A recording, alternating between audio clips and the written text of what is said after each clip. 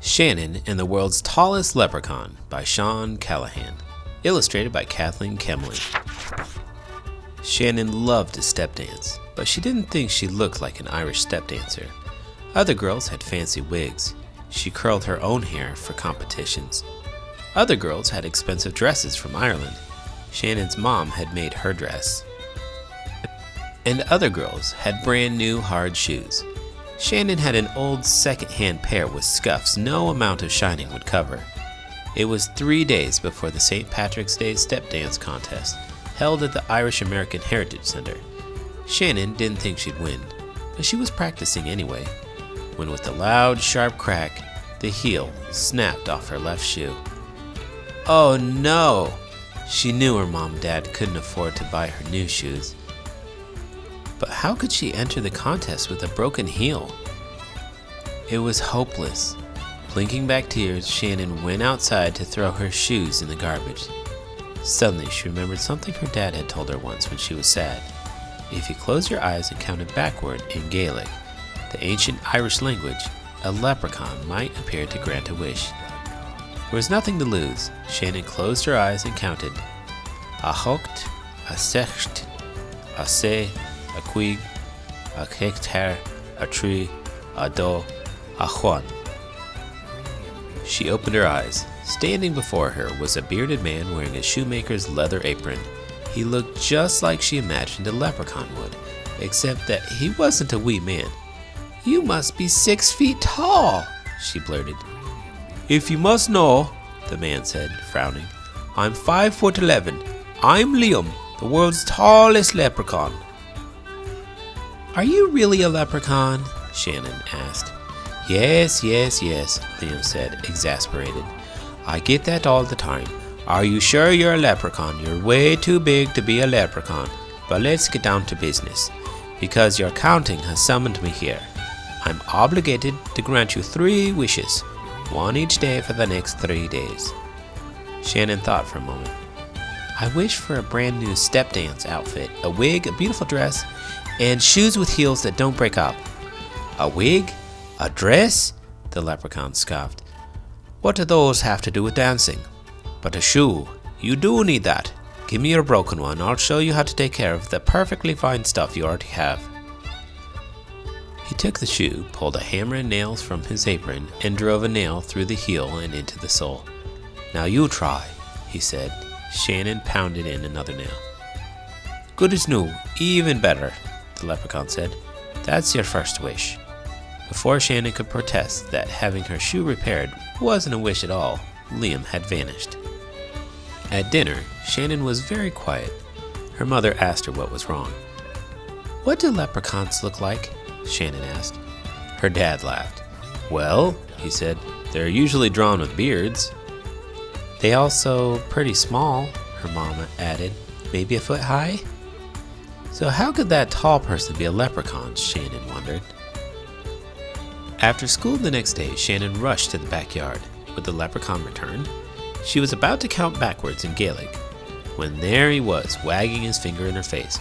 "No need to count again," he said grumpily. "I'm a leprechaun who does what he says he will do.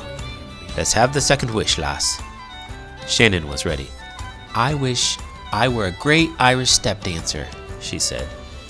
"Do you know the best way to get better at something is to teach someone else how to do it?" demanded Liam. "This afternoon you'll be showing me how to dance." Now Shannon was grumpy. "Don't you ever just grant wishes? Does everyone have to work so hard?" "I'm no fairy godmother," Liam said. "I grant wishes in a proper manner." "Are you really a leprechaun? You sure don't look like one." Liam glowered at her. "I know I'm very tall," he said, "but I'm the best leprechaun that ever was. How I look doesn't matter. How I grant wishes does. Now, show me how to dance." So, on the patio in the cool March air, Shannon started the leprechaun's dance lesson. She showed him how to hold his arms at his sides and keep his head high and his back straight. Then she demonstrated a simple treble jig. "Floor, knee, hop, back, 2, 3, 4, she called. At first, Liam danced like a rag doll, his limbs going every which way, but after a long, grueling practice, they were dancing together in perfect time. "You know, I think that's the best I've ever danced," Shannon said, out of breath. "What did I tell you about teaching, lass?" the leprechaun said. "It's great practice." Shannon closed her eyes and wiped some sweat from her face. When she opened her eyes again, Liam was gone. Shannon ran into the house. "If you met a leprechaun, what would you wish for?" she asked her dad. "Gold, of course," her father said. "Leprechauns are supposed to hide a pot of gold at the end of the rainbow. Why all the questions about leprechauns?" "Oh, you know, St. Patrick's Day and all," Shannon said at last. The next day, Liam again appeared in the backyard. Right away, Shannon asked, "Do you have a pot of gold buried at the end of the rainbow?" "Aye, it's true," Liam said. "Did you Google me or something?" Is it within the rules for me to wish for some of your gold?" "'Tis, and if you practice some more, tomorrow on St. Patrick's Day you will have some," he said, grinning. Again, the leprechaun and Shannon danced together. When Liam disappeared for the first time ever, Shannon felt she could win. It was drizzling on St. Patrick's Day as Shannon walked confidently to the Irish American Heritage Center. But when she saw Bridget in her fine curly wig, Colleen in her fancy dress, and Meg in her new hard shoes, Shannon began to lose heart. She just didn't look like a step dancer. It was her turn to dance. She went on stage with only her own curls, wearing her homemade dress and scuffled up, hard shoes. Now it was raining even harder. Oh, what was the point?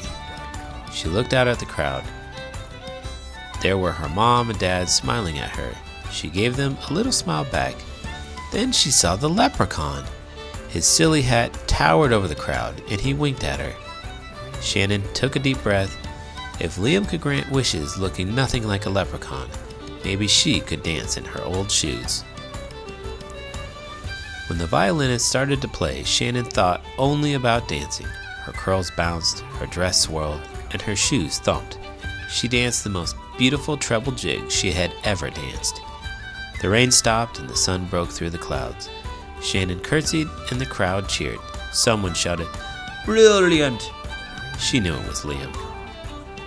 When Shannon won first prize, she caught sight of the rainbow arcing across the sky. It seemed to point right to the shining medal hanging around her neck. So this was the leprechaun's gold. She looked for Liam in the crowd. He had vanished once more, but she could have sworn she heard him whisper in her ear, "Happy St. Patrick's Day, Shannon."